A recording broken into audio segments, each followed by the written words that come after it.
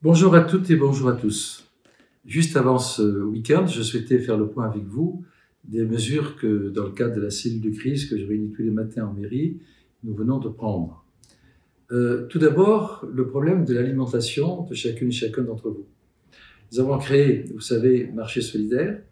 Il y a maintenant une liste qui paraît sur le site à travers la plateforme J'aimerais, je participe, la liste des commerçants, des marchés forains, qui sont à même de faire des livraisons à domicile avec leur numéro de téléphone.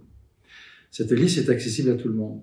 Mais en même temps, nous nous sommes posé la question de savoir comment les personnes les plus fragiles, les personnes isolées, les personnes malades, les personnes handicapées, qui sont donc en besoin de nécessité, pouvaient être aidées. Et nous avons pris la décision de créer une réserve citoyenne. Et je remercie celles et ceux qui sont inscrits à cette réserve citoyenne, à travers la plateforme J'aimerais, je participe, pour pouvoir s'inscrire, pour ensuite être mobilisé, pour pouvoir rendre les services à ces personnes en situation d'isolement, faire des courses et faire en sorte qu'on puisse ainsi leur permettre de vivre tant que faire se peut dans le confinement plus normalement. Il y a pour ces personnes-là qui sont en difficulté un numéro de téléphone qui a été mis à leur disposition, qui est le 0800 092 500. Ces personnes peuvent appeler ce numéro, je le répète, 0800 092 500, pour pouvoir s'inscrire sur une liste qui sera gérée par les responsables de la réserve citoyenne pour mettre en relation ceux qui en ont besoin et ceux qui peuvent les aider. Ensuite, nous sommes en train de faire le travail pour créer une nouvelle, pas application, mais un nouveau service dans le cadre de la plateforme J'aimerais, je participe, c'est les commerces solidaires. Pour là aussi que les commerces de bouche, bien sûr, puissent être sollicités pour pouvoir faire le même travail que les marchés forains, que les commerçants forains, et pouvoir faire des livraisons éventuellement à domicile. Donc consultez le site et vous aurez toutes les informations. Ensuite, il y a un problème pour la culture.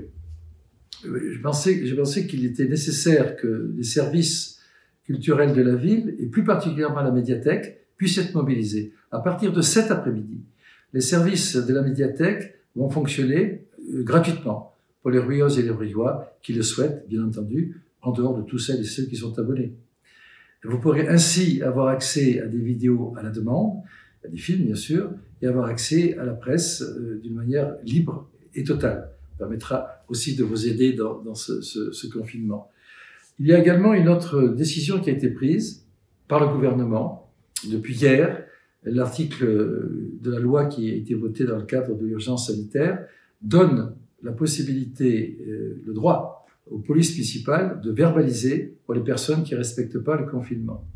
Donc la police municipale de Rueil, depuis aujourd'hui, a la possibilité de verbaliser. Donc je demande aux Ruyoises et Ruyois de bien comprendre que entre la police nationale et la police municipale, le fait de ne pas respecter les règles de confinement par rapport à la demande de dérogation avec, je crois, ces 7 dispositions qui peuvent vous permettre de vous déplacer est valable, risque plutôt une amende qui vous sera mise, soit par la police nationale, soit par la police municipale.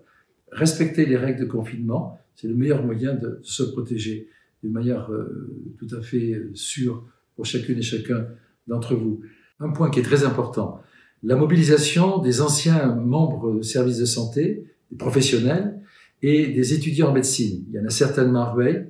Si ils veulent aider la réserve nationale qui est créée par la PHP, eh bien, il faut faire appel au site qui va apparaître sur l'écran dans un instant. Merci à chacune et chacun et bon courage.